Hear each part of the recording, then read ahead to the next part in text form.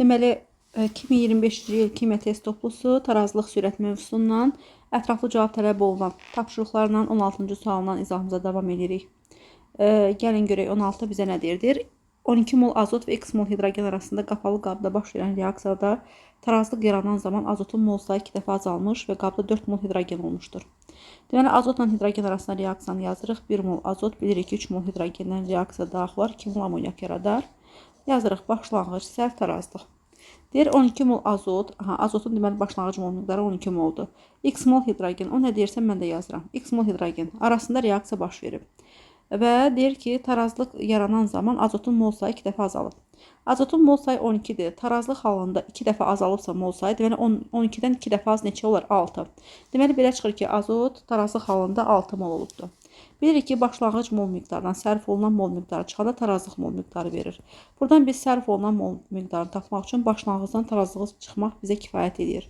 İndi biz buradan azotun sərfini tapmaq üçün onun başlanğıc mol miqdarı 12 moldan tarazlıq mol miqdarı 6 molu çıxsaq, taparaq ki, azotun sərf olunan mol miqdarı 6 moldur.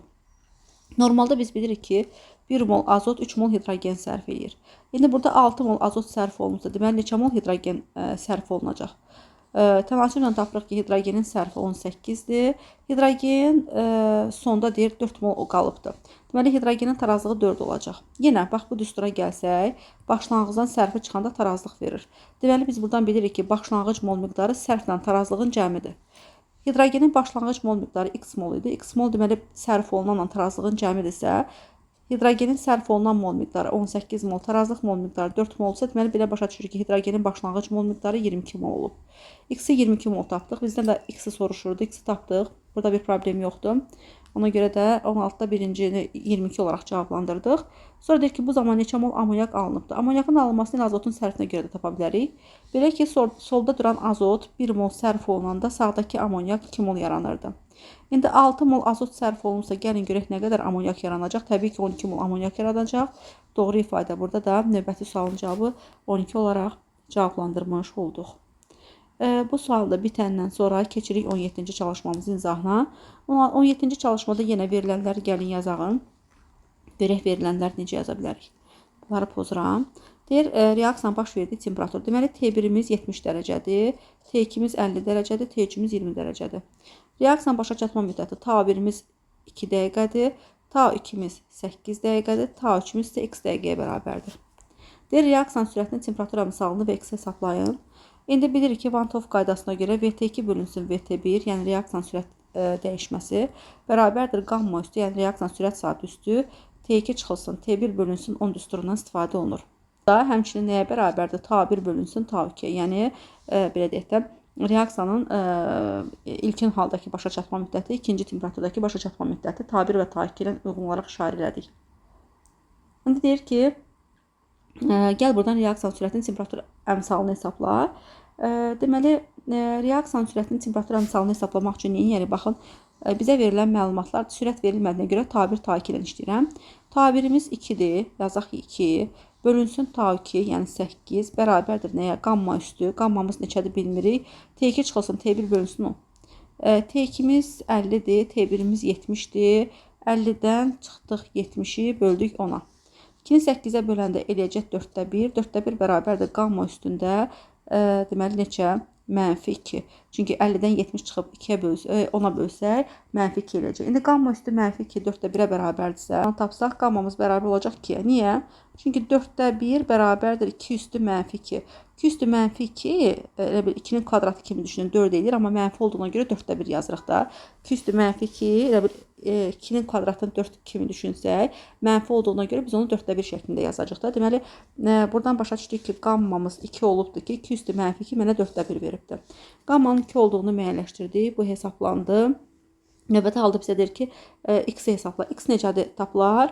Baxın yenə, bayaq Ta1 bölünsün Ta2 yazmışdıq. İndi onu Ta2 bölünsün Ta3 kimi yaza bilərik də. Yəni, əvvəlki başa çatma müddətinin sonraki başa çatma müddətinə nisbəti, yəni Ta2 bölünsün Ta3 bərabərdir qamma üstündə. Deməli, T3 çıxılsın T2 bölünsün 10. Elə bir ki, bayaqları Ta1 ilə Ta2 ilə yazmışdım. İndi Ta2 ilə Ta3 ilə yazıram. İndi növbəti halda biz nə edəcəyik? 2-miz bəllidir 8 bölünsün ta 3 haqqında məlumatım yoxdur. Onu da x-la işarələyib lap x yazaq yerinə. Bərabərdir qammamız 2-dir. 2 üstü T3 çıxılsın T2. T3-imiz 20 dərəcədir. T2-miz də 50 dərəcədir. O zaman 20-dən 50-ni çıxıb 10-a böləcək. 20-dən 50 çıxıb 10-a bölsək, bu eləyəcək -3. İndi 2 üstü -3 nə olacaq? Yenə deyirəm, 2 üstü -3, 2 üstü 3 kimi düşünün. 2 üstü 3 olacaq 8. Mənfi olduğuna görə 8-də 1 yazacaq da. Deməli, 2 üstü -3 ifadəsi əslində 8-də 1 deməkdir. Buradan başa düşdük ki, 8 bölünsün x bərabərdir 8-də 1-ə. Buradan x-ımız bərabərdir 8 vurulsun 8, yəni 64. X-in, yəni reaksiyanın başa çatma müddətinin 3-cü halda, 3-cü temperaturda 64 dəqiqə olduğunu müəyyənləşdirdik. Belə. Bunu da hesabladıq. Növbəti halda gəlin hesablayaq 18-ci çalışmanı. 17 ilə bitirdik. 2 və 64 şəklində tapdıq cavabları. Buraları pozaq. 18-ci çalışmanın izahımıza davam edək. Görək bizə nə deyir. Deyir ki, 2 mol SO2 bu hissələri pozaq. Bəlkə elə buradan yazaq. Burada daha yaxşı ağ yerimiz var. Məncə bundan istifadə eləmək olar. 18-i gəlin buradan yazaq. 2 mol SO2 üstə gəl 1 mol oksigen. 1 mol oksigen reaksiya zamanı 2 mol SO2 əmələ gəldi. Deyir, bu reaksiya baş verən sistemdə təzyiqi 2 dəfə artırdıqda düzünə və əksinə gedən reaksiyanın sürəti neçə dəfə artar? Aha. Deməli, bu reaksiyada deyir ki, düzünə və əksinə gedən reaksiya və təzyiqi 2 dəfə artırdıqda. Biz bilirik ki, müəllimlər, təzyiqlə həcm tərs mütənasibdir. Təzyiq artanda həcm azalmalıdır. Yəni, mən təzyiqi artırıramsa, avtomatik həcmim artır. Neçə dəfə daha doğrusu, həcmim azalır, daha doğrusu, avtomatik olaraq. Yəni, əgər təzyiq artırsa, həcmdən təzyiq tərs mütənasib olduğuna görə həcm azalacaq. Təzyiqi 2 dəfə artırsam, həcmim 2 dəfə azalacaq. Bundan başqa biz bilirik ki, S bərabərdir nü bölünsün V düsturuna görə həcmlə qatlıq tərs mütənasibdir. Həcm azalanda avtomatik qatlıq da neyəcək? Artacaq. Aha. O zaman maddələrin qatlığı artacaq. Hansı maddələrin qatlığı artacaq? SO2 və oksigenin. Əgər mən düzünə gedən reaksiyaya baxıramsa. Düzünə gedən reaksiyaya baxanda sol tərəfdəki maddələrin qatlığı neyəcək? Artacaq. Niyə? Çünki təzyiq artdı, həcm azaldı. Həcm azaldığına görə S bərabərdir nü bölünsün V düsturuna görə qatlıq artdı. Hansı maddələrin düzünə gedən reaksiya üçün, düzünə gedən reaksiyamız hansıdır? SO2 üstə gəl oksigen əmələ gəldi SO3. Bu reaksiya üçün solda duran maddələrin qatlığı artdı. Və düzünə gedən reaksiya üçün kinetik tənlik necə yazılır? V bərabərdir K vurulsun SO2-nin qatlılığının kvadratı, çünki əmsal 2 daxı vurulsun oksigenin qatlığı. Aha. Və bu kinetik tənliyə görə biz nə edərik? SO2-nin həm də oksigenin dedik ki, solda duran maddələrin qatlığı nə edib? 2 dəfə artıb.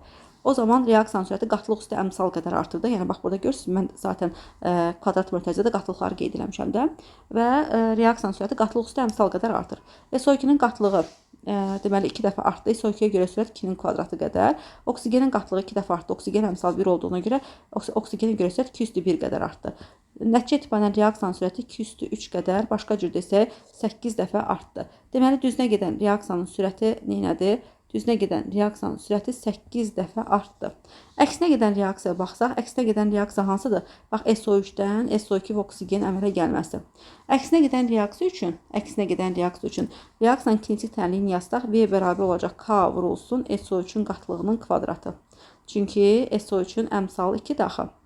Və burada biz əgər həcmi 2 dəfə azaldırıqsa, çünki təzyiqi 2 dəfə artırdıq, həcm 2 dəfə azaldı. Həcm 2 dəfə azaldı, avtomatik qatlıq da 2 dəfə artdı. Və bu zaman hansı maddələrin qatlığı 2 dəfə artdı? SO3-ün. Və SO3-ün qatlığı 2 dəfə artanda SO3-ün qatlığı 2 dəfə artdığına görə SO3-ə görə sürət qatlıq üstə əmsal. Əmsal 2 daxı. O zaman SO2-yə görə sürət qatlıq üstə əmsal, yəni 2 üstü 2. Başqa cür desək 4 dəfə artacaq. Deməli, düzünə gedən reaksiya 8 dəfə, əksinə gedən reaksiya 4 dəfə artmış olacaq.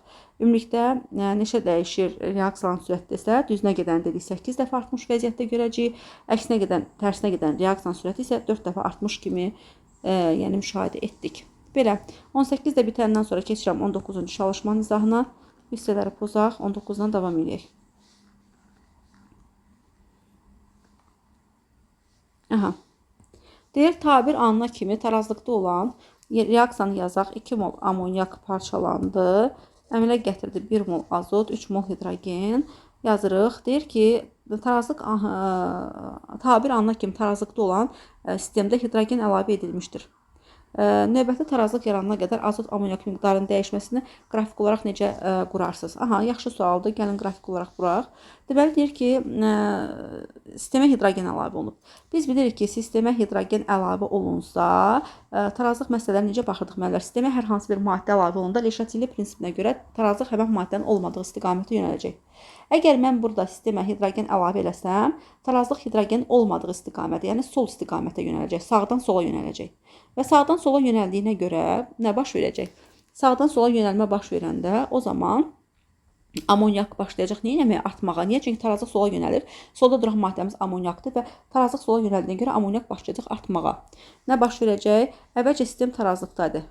Çünki tabir anına qədər deyir, sistem tarazlıqdadır. Tabir anına qədər sistem tarazlıqdadırsa, mən tabir anını belə göstərsəm, bu tabir anına qədər sistem tarazlıqda olubdur və amonyakın mol miqdarının zamandan asılıq qrafikini qursam, tabir anına qədər amonyakın mol miqdarı sabit olubdur. Daha sonra biz tarazlığı sağ istiqamətə, daha doğrusu sağdan sola istiqamətə yönəltdiyimizə görə, sola tərəf yönəltdiyimizə görə, solda amonyak maddəsi olduğuna görə tarazlıq sola yönəlir və amonyak başlayır artmağa.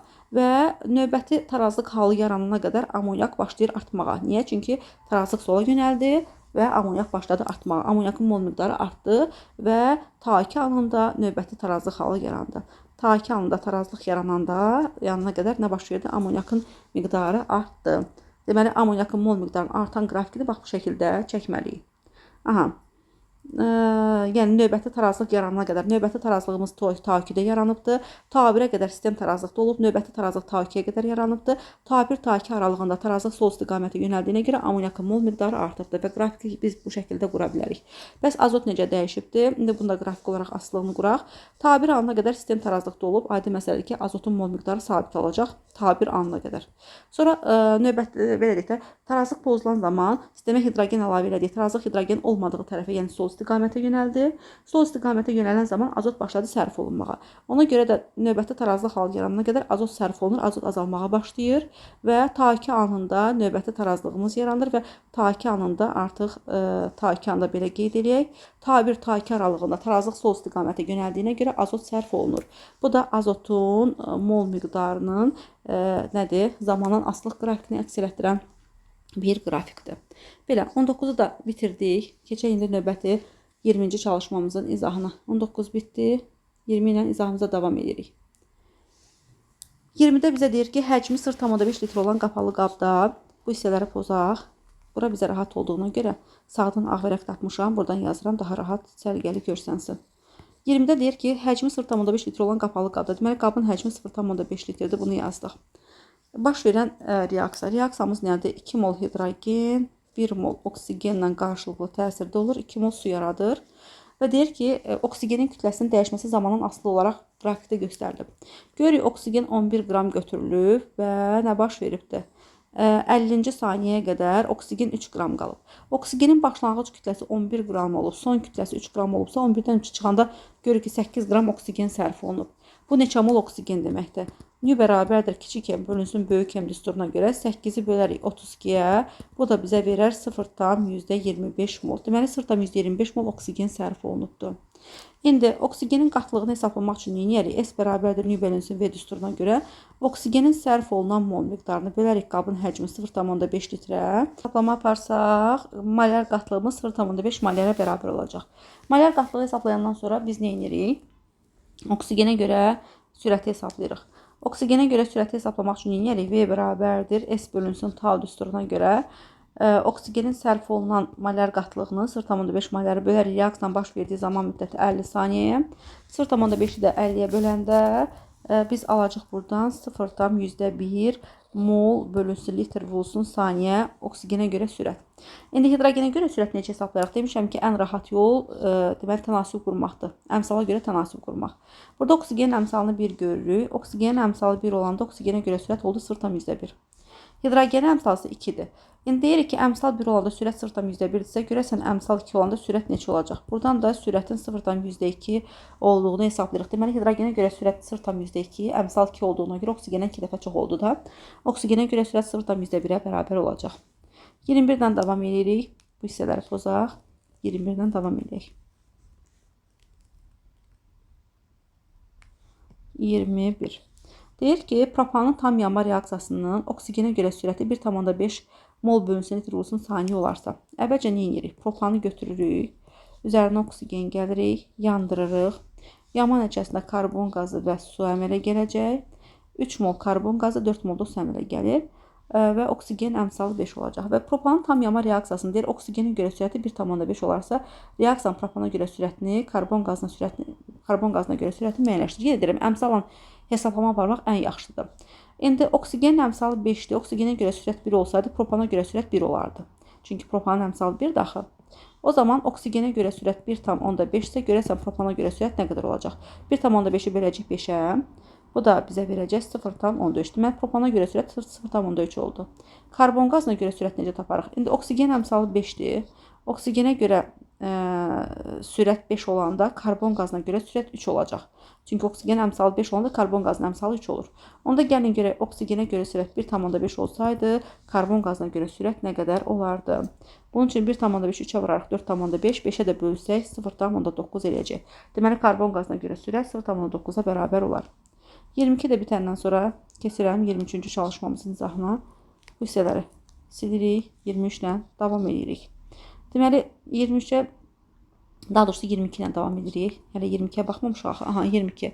22-də bizə nə deyir? 2 mol CO, 1 mol oksigenlə reaksiya daxil oldu. 2 mol karbon qazı əmələ gətirdi. Yazırıq başlanğıc, sərt tarazlıq. Deyir, bu sistemdə tarazlıq halında bütün maddələrin molekулların sayı eynidir. Yəni, molekулların sayı deyəndə mol sayıları kimi düşünək. Demək istəyir ki, tarazlıq halında bütün maddələrin mol miqdarları eynidir. Məsəl üçün, deyək ki, hamısı x mol, x mol, x moldur. Çünki hamısının üçün x mol olacaq. Deyir, bütün maddələrin molekулların sayı, yəni mol miqdarları eynidir. Deyir, reaksiyanın tarazlıq sabiti 2,5 olarsa, burada da çatışmamazlıq var. Çatışmamazlıq nədir? Molekулların sayı eyni deyirsə, mən bunu mol miqdarı kimi düşünsəm, onda qabın həcmi nə verilməlidir axı? Qabın həcmi yoxdursa, mən nə bilim ki, burada nə qədər söhbət gedir. Ona görə mütləq qabın həcmi verilməlidir. Yenə verməyibdir. Düşünürəm ki, yaxşı, bəlkə də qabın həcmi 1 litr qəbul edib, ola bilər çapda düşməyibdir. Ona görə 1 litr kimi qəbul edirəm və mol miqdarını 1 olduğuna görə qabın həcmi də, daha doğrusu mol miqdarı x olduğuna görə qabın həcmi də 1 qəbul etdiyimizə görə elə x molu x molyar qatlıq kimi düşünə bilərəm də. Yəni mola qatlıq kimi baxacağam. Aha. İndi deyir ki, reaksiyanın tarazlıq sabiti 2,5 olarsa. İndi biz bilirik ki, tarazlıq sabitini hesablamaq üçün nə edirik? KT bərabərdir. Sağda duran maddələrin tarazlıq qatlığı əmsal qüvvətdə nəzərə alınmaqla bölünür. Solda duran maddələrin tarazlıq qatlığı əmsal qüvvətdə nəzərə alınmaqla. KT-ni hesablamaq üçün x-i kvadrata yüksəldirəm. Bölürəm x-in kvadratı vurulsun x-ə. Bunlar ixtisar gedəndən sonra KT-miz olur 1 bölünsün x. Yenə deyirəm, mən mola qatlıq kimi baxdığımda elə zənn elədim ki, qabın həcmi 1 litrdir. 1 bölünsün x-imiz 2,5-ə bərabər olacaq. Buradan x-imiz bərabər olar 1 bölünsün 2,5. Biri də biz 2,5-ə bölsək, bizə verəcək 0,4. Deməli, x-imiz 0,4-ə bərabərdir. Deyir, CO-nun başlanğıc, oksigenin və CO-nun başlanğıc qatlığını hesabla. İndi x-imiz 0,4-sə bunu bölərik, 0,4 edərik.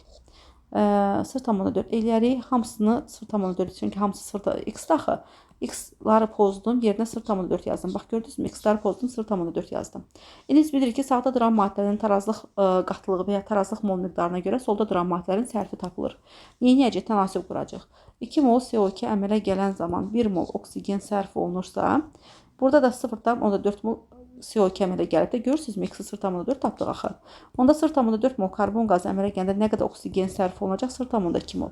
Oksigenin sərfinə 0,2 yazdıq. Bilirik ki, başlanğıcdan sərfi çıxanda bizə tarazlıq verir.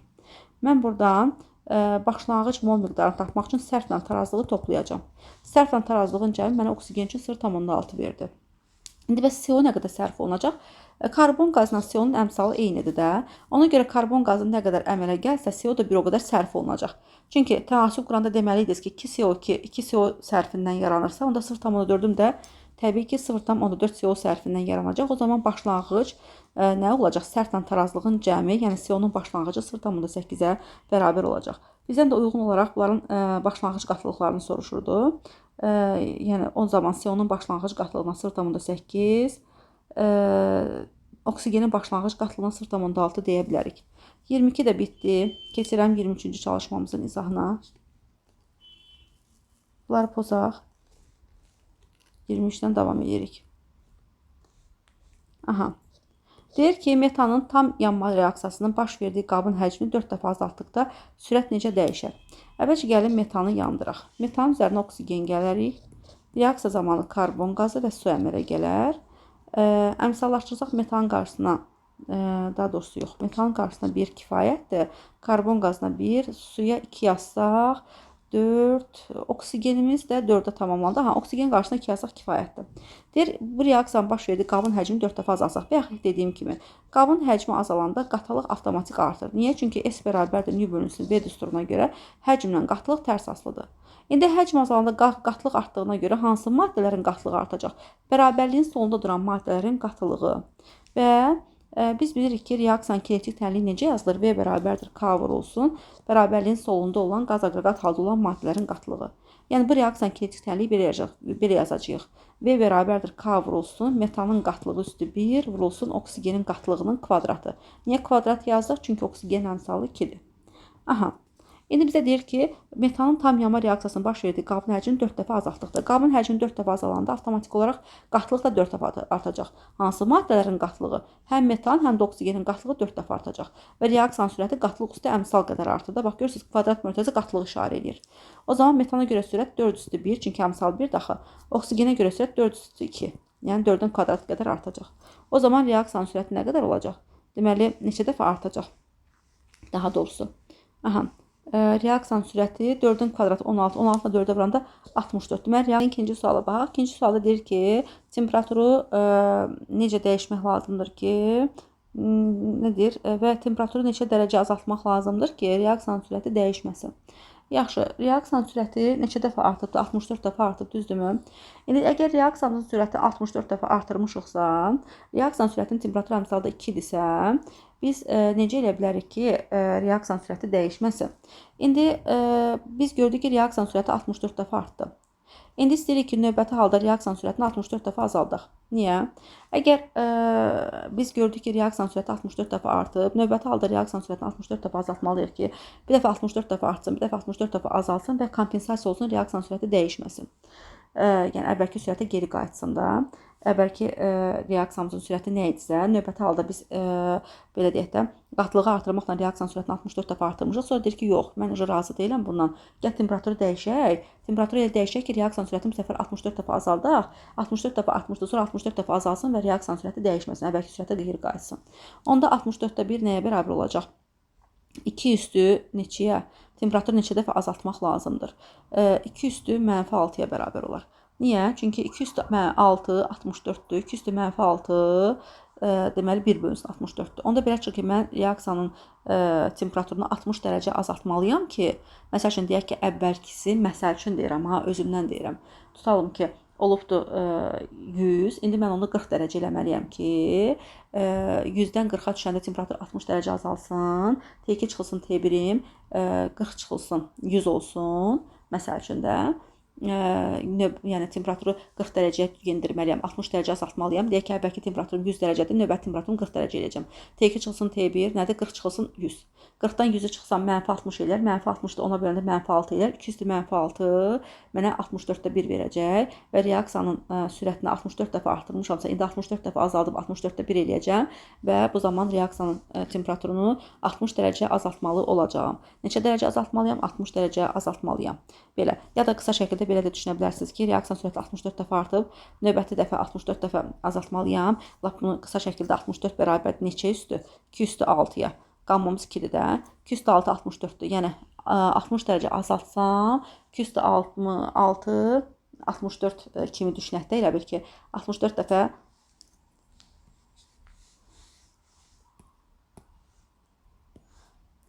belə, deməli, beləcə, deməli, ikinci sualda cavabını 60 dərəcə şəklində cavablandırmış olduq. 23 bitəndən sonra keçirəm 24-cü çalışmamızın izahına. Buraları pozaq, 24-dən davam edək. 24-dən davam edir. Deyir ki, 2 mol H-yod parçalandı H2 üstəgəl yod kəmilə gətirdi. Deməli, 2 mol H-yod parçalandı H2 üstəgəlinin yod kəmilə gətirdi. Düzdürmü? Deyir, bu reaksiyanın tarazlıq sabiti 0,25-dir. Yəni, KT-miz bərabərdir 0,25-ə. Qapalı qabda reaksiya üçün 4 mol H-yod götürülüb. Yazıram, başlanğıc sərt tarazlıq 4 mol H-yod götürülübdür. Deyir H-iyodun neçə faizi parçalandıqda tarazlıq yaranır və tarazlıq halında qabda neçə qram maddə olur? Reaksiya gedən qabın həcmi 1 litrə bərabərdir. İndi belə məsələlərdə hansı maddədən nə qədər sərf olunduğunu bilmirik də, düzdürmü? Hansı maddədən nə qədər sərf olunduğunu bilməyəndə elə zənn edirik ki, hər öz əmsalı qədər məhsulla sərf olunur. Onda elə zənn eləyək ki, H-iyodumuz 2A qədər sərf olunur, çünki əmsalı 2-dir axı. O zaman H-iyoddan 4 çıxılsın 2A qalacaq. Hidrogenimiz öz əmsalı qədər məhsulla yaranacaq, yəni A qədər yaranacaq. Yodumuz da A qədər əmələ gələcək, düzdürmü? Bunları artıq bildik. Və bizə deyir ki, katemiz 0,125-dir. Onda 0,125 nəyə bərabərdir? Sağ bölünsün sol qaydasına görə A-nın kvadratını bölərəm. Yəni sağda duran maddələr hidrogenlə yoddur. Və burada da yenə nə veribdir? Tarazlıqda neçə qram? Burada da yenə qabın həcmi verib, qabın həcmi 1 litr verib. Günahlarını almayaq, elə bildim verməyib də. Qabın həcmi 1 litr olduğuna görə mola qatılıq kimi baxacağıq da. Onda sağda duran maddələrin tarazlıq qatılıqlarını, yəni A-dır, vuracam bir-birinə. Əmsal qüvvətdə nəzərə alınacaq. Əmsallar 1 olduğuna görə ehtiyac yoxdur. Elə A vurulsun A yazacağıq. Böləcək solda duran maddənin tarazlıq qatılığı əmsal qüvvətdə nəzərə alınmaqla, yəni 4 çıxılsın 2A-nın kvadratına. Yəni buradan belə bir uzun hesablamaya gəldik. Deyir, əlax necə eləyək? Ən rahat yol nədir? 0,125 necə yaza bilərsiniz? 0,5-in kvadratı şəklində. Bu nəyə bərabərdir? A-nın kvadratı bölünsün 4 çıxılsın 2A-nın kvadratı, düzdürmü? Buradan riyaziyyatda belə bir qayda var da, kvadratlar ixtisar gedə bilər. Nə əldə elədik? 0,5 bərabərdir A bölünsün 4 çıxılsın 2A. Aha. Buradan tənliyi həll eləsək, deməli necə həll elərik? A-mız bərabərdir. 0,5-i 4-ə vursaq eləcək 2 çıxılsın 1A. Buradan 2A-mız 2-yə bərabərdir. Aydın məsələdir ki, A-mız da 1-ə bərabər olacaq. A-nı 1 hesabladıq, düzdürmü? İndi A-nı 1 hesabladıqsa, bizə deyir ki, H-iyodun neçə faizi parçalanıbdır. İndi H-iyodumuz A-mız 1-dir. A-mız 1-dir, gətirib yerinə qoyacaq. H-iyod 4-dür, 2A qədəri parçalanıb. 2A 2 deməkdir, çünki A-nı 1 tapdıq axı. Onda belə çıxır ki, H-iyod 4 olub, 2 molu parçalanıb, 2 mol H-iyod artıq qalıbdır. Bu zaman H-iyodun neçə faizi parçalanmış olur? 4-ün ikisi parçalansa, deməli yarısı 50 faizi parçalanıb. Deməli 50 faizi parçalanmaya məruz qalıbdır. Sonra deyir ki, tarazlıq halında qabda neçə qram maddə olacaq? İndi gəlin baxaq görək neçə qram maddə olacaq. 4 çıxılsın 2A mol, yəni A-mız da 1-dir axı. 4 çıxılsın 2, yəni 2 mol H-iyod olacaq sonda. A-mız 1 olduğuna görə 1 mol hidrogen, 1 mol da yod olacaq. 2 mol H-iyod nə qədər olacaq? Yod 127-dir, H-iyod 128-dir. Onda 2 mol H-iyod 2 vurulsun 128 qram deməkdir. Deməli 2 vurulsun 128 qram.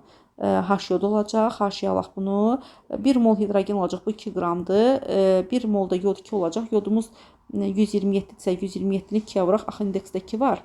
127-ni də vurduq 2 elədi. 254 deməli, nə edəcəm? 2-nin üzərinə 254 gələrəm. Bunun da üzərinə gələrəm. 128 vurulsun 2. Aha. Bu da bizə verəcək hardasa 512 qram. Deməli, tarazlıq halında bütün maddələrin ümumi kütləsi cəmi 512 qrama bərabər olacaq. Belə. 24 də bitəndən sonra maraqlı sualdır. Növbəti 25-ci çalışmayla izahımıza davam eləyək. Görək nə deyir bizə. Aha. Deyir ki, 1 litrlik qabda A üstə gəlinsin B əmələ gəldi C. Deməli, A üstə gəlinsin B əmələ gəldi C. Qabın həcmi 1 litrə bərabərdir. 1 litrlik qabda A üstə gəldi B C tənliyi üzrə baş verən reaksiyanın sürəti 0,2 saniyə. Mol bölünsün litr vurulsun saniyədir. Yəni, V-miz bərabərdir 0,2-yə. Reaksiyanın baş verdiyi zaman müddəti 30 saniyədir. Deyir, A maddəsinin qatlığı 25% azalarsa, onun başlanğıc qatlığı neçə mol C maddəsi alındığını hesablayın. Aha, indi deyir, bu tənlik üzrə reaksiyanın sürəti 0,2-dir. Burada bütün maddələrin hamısının əmsalı eyni olduğuna görə, deməli, bütün maddələrə görə sürət 0,2-yə bərabər olacaq. Çünki zaten hamısının əmsalı eynidir də. Əmsal fərqli olsaydı, məsələn, deyərdik ki, bir maddənin digər maddəyə görə müəyyən qədər sürətində fərq var da, çünki əmsal fərqlidir axı. Amma burada əmsallar eyni olduğuna görə 0,2-ni istənilən maddəyə aid edə bilərik. Onda elə deyə bilərik ki, A maddəsinə görə sürət 0,2-dir də. İndi V bərabərdir S bölünsün tau düsturuna görə A maddəsinə görə sürət 0,2-dir. 0,2 nəyə bərabər olacaq? Deməli, reaksiyanın baş verdiyi zaman müddəti 30 saniyə indeksdə yazdıq. Reaksiyanın sürəti bərabər olacaq. Deməli, A maddəsinin sərf olunan qatılığı bilmirəm nə qədərdir. Bölünsün reaksiyanın baş verdiyi zaman müddəti. Buradan S, yəni A maddəsinin sərf olunan qatılığını hesablaya bilərik. Bunun üçün 0,2-ni 30-a vurmaq kifayətdir. 0,2-ni vurduq 30-a, bizə verdi 0,6. Belə çıxır ki, A maddəsi 0,6 qatılıqla sərf olunubdur. İndi yazaq. Başlanğıc, sərf, tarazlıq. Deməli, A-nın sərfi olan nə qədərdir? 0,6. Ümumiyyətlə, bu sürət məsələlərində solda duran maddəyə görə sürət hesablananda orada sərf olunma qatlığından istifadə olunur. Sağda duran maddəyə görə sürət hesablananda orada əmələ gələn, yəni tarazlı qatlığından istifadə olunur. Bizə özü vurğulayır ki, deyir A maddəsinin qatlığı 25% azalarsa. Onda belə çıxır ki, A maddəsinin qatlığı 25% azalsa, onun 25%-i sərf olunub da. Necə olub azalıbdır? 25%-i sərf olunub ki, azalıb da. Onda belə çıxır ki, A-nın sərf olunan 0,6 qatlığı 25%-ə uyğun gəlir. O zaman onun başlanğıc qatlığı 100%-dir də. Başlanğıc 100% olub, 25% azalıb, yəni 25%-i sərf olunubdur. Sərf olunan 25% 0,6-ya uyğun gəlirsə, 100%-i x-a uyğun gələr. Buradan ixtisar aparsaq, 4-ü vursaq 0,6-ya 2,4 eləyəcək. Onda belə çıxır ki, A maddəsinin başlanğıc qatlığı 2,4-ə bərabərdir. Deməli, onun başlanğıc qatlığını tapın 2,4. Neçə mol C maddəsi alındığını tapın. İndi onu tapaq da. Burada A ilə C-nin əmsalı eyni olduğuna görə A nə qədər sərf olunsa, C də bir o qədər əmələ gələcək. Elə A 0,6 sərf olunursa, deməli C də elə 0,6 əmələ gələcək. Deməli, C-nin tarazlığı, yəni əmələ gələnə də 0,6 deyə bilərik. Bu da bu şəkildə hesablandı. Qabın həcmi 1 litr olduğuna görə mola ilə qatlıq kimi baxırıq burada. Növbəti digər 26-cı çalışma ilə izahımıza davam edirik. Bunu əvvəlki deməli test toplusunda 2023-də də vardı. Orada da izah eləmişəm bu sualı. 26-cı çalışma ilə davam edirik. Burada deməli müəllimlər bizə deyir ki, düzünə gedən reaksiyanın sürətinin reaksiyan sürət saatına bərabər olduğu anda gəlin bu reaksiya üçün kinetik tənlik yazaq. Bilirik ki, bu reaksiya üçün kinetik tənlik V bərabər olacaq K vurulsun SO2-nin qatlığının kvadratı vurulsun oksigenin qatlığı. Düzdürmü? Və bizə deyir ki, düzünə gedən reaksiyanın sürətinin reaksiyanın sürət saatına bərabər olduğu anda. Deməli, reaksiyanın sürəti reaksiyanın sürət saatına bərabərsə, V K-yə bərabərsə, onda bunları ixtisar apara bilərik də. Çünki V K-yə bərabərdir. Məsələn, özümüzdən bir qiymət verək. Məsəl üçün deyirəm, 3-dür, K da 3-dür. 3 ilə ixtisar qədər qalar 1-də. Onda belə çıxır ki, 1 bərabər olur, ixtisar apardıq axı. 1 bərabərdir SO2-nin qatlığının kvadratı vurulsun oksigenin qatlığı. Düzdürmü? Aha. Deyir ki, düzünə gedən reaksiyanın sürətinin reaksiyan sürət saatına bərabər olduğu anda oksigenin qatlığı SO2-nin qatlığından 8 dəfə çox olarsa. İndi oksigenin qatlığı bilmirəm nə qədərdir. Bir deyək ki, x-dir. Onda SO2-nin qatlığı x bölünsün 8 olacaq. Niyə? Çünki oksigenin qatlığı SO2-nin qatlığından 8 dəfə çoxsa, deməli SO2-ninki oksigenə 8 dəfə az olacaq da. Oksigenə x yazmışıqsa, SO2-də x bölünsün 8 yazarıq. Onda belə çıxır ki, 1 bərabərdir x bölünsün 8-in kvadratı vurulsun x-ə. Buradan tənliyi həll eləsək, x-in kubu. İndi buradan tənliyi həll eləyək. Buradan tənliyi həll eləsək, müəllimlərdən görürük. 1 bərabər olacaq, x-in kvadratı bölünsün 64 vurulsun x. Buradan x-in kubu bərabərdir 64-də, x də bərabərdir 8-ə. Daha doğrusu 4-ə. 4-ün kubu da 64, 4-dən 4-ün 16, 16-da 4-ə vuranda 64. Bəli, x-imiz 4 oldu. İndi x-imiz 4-ə bərabərdirsə, bizə deyirdi ki, nədir? Oksigenin və SO2-nin qatlığını hesabla. X-imiz 4-sə gətirək yerinə qoyaq. Oksigen x-dir. X-imiz 4 olacaq. Oksigenin qatlığı deməli 4-dür. SO2 də x bölünsün 8-dir də. Yəni 4 bölünsün 8. 4 bölünsün 8 2-də 1-dir. 0,5. Belə çıxır ki, SO2-nin qatlığına 0,5 deyə bilərik. Oksigenin qatlığı 0,5, daha doğrusu SO2-nin qatlığı daha doğrusu 0,5 oldu. Oksigenin də qatlığı 4 oldu. Uyğun olaraq oksigenin qatlığına 4, SO2-nin qatlığına 0,5 deyib məsələləri yekunlaşdırıq. Məncə bitdi artıq. 26 dənə məsələ var idi. Elə bitdi deyəsən məncə. Bəli. Belə müəllimlər, digər çalışmalar, digər ətraflı cavab tələb olunan tapşırıqların izahını bir-bir öz YouTube səhifəmdə yerləşdirəcəm. İstəsəniz, arzu etsəniz, daxil olub baxarsınız. Bundan sonra növbəti mövzu hansı mövzu gəlirsə, onun izahını verəcəm inşallah.